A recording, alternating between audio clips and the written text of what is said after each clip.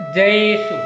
આજે 17 નવેમ્બર 2025 જીવનદાય રૂટીમાં આપ સૌને સુસ્વાગત। માથી 10:7 ઈસુએ કહ્યું કે તમે જ્યાં જ્યાં જાઓ ત્યાં ત્યાં ઘોષણા કરજો કે ઈશ્વરનું રાજ્ય આવી પહોંચ્યું છે।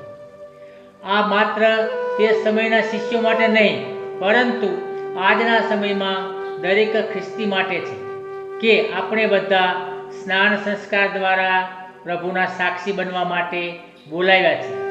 ઈશ્વરનું રાજ્ય એટલે કોઈ ભૌગોલિક વિસ્તાર નહીં, પણ માનવી વચ્ચે શાંતિ, કરુણા, પ્રેમ, સૌહાર્દ, સમાનતા, ન્યાય, ભાઈ બહેનચારો, દયા ભાવથી ભરપૂર એવું સામાજિક વાતાવરણ।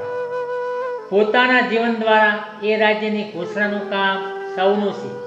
ઈશ્વર પર પૂરો આધાર રાખીને માંદાને સાજા કરી, મરેલાને જીવતા કરી, કોઢિયાને સારા કરી, અપદૂતોનો વળગાડ ઉતારી પ્રભુના આ મહાન કાર્યમાં સહભાગી બનવા પ્રભુ આપણને હાકલ કરે।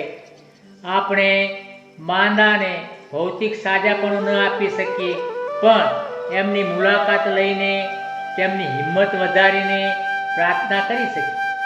મરેલાને જીવતા ન કરીએ, પણ એમના આત્મા માટે પ્રાર્થના તો કરી જ શકીએ। તે દ્વારા આપણે સૌ ઈશ્વરના કાર્યમાં ભાગીદાર બનીએ। હે પિતા પરમેશ્વર, અમારા હૃદયમાં તમારું રાજ્ય વસાવો। અમારા શબ્દો અને કાર્યો દ્વારા તમારો પ્રેમ અને શાંતિ લોકો સુધી પહોંચે। અમે ભૌતિક વસ્તુઓ પર નહીં, પરંતુ તમારા વચનો પર આધાર રાખીએ એવી કૃપા બક્ષો। આપણે સૌ સાથે મળીને એક પ્રણામ માર્યા બોલીએ। પ્રણામ માર્યા, કૃપાથી પૂર્ણ પ્રભુ તારી સાથે છે।